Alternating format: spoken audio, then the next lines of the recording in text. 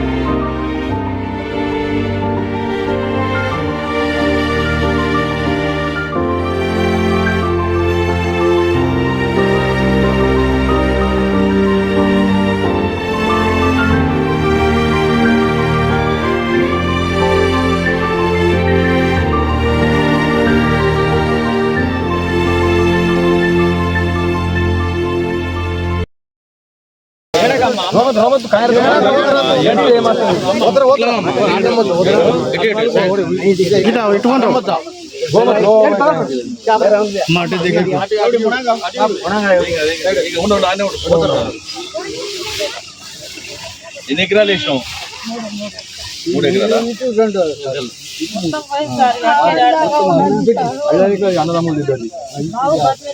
ఇద్దరు కొడుకులు పోయిందా మొత్తం?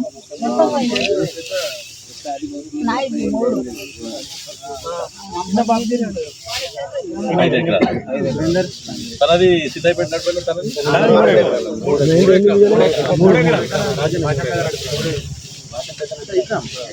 గోవింద్ 5 ఎకరాలా? 3 ఎకరాలు.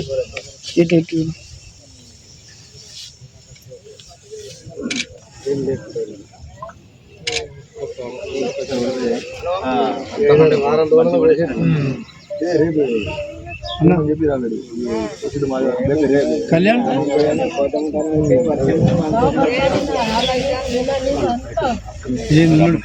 కళ్యాణ్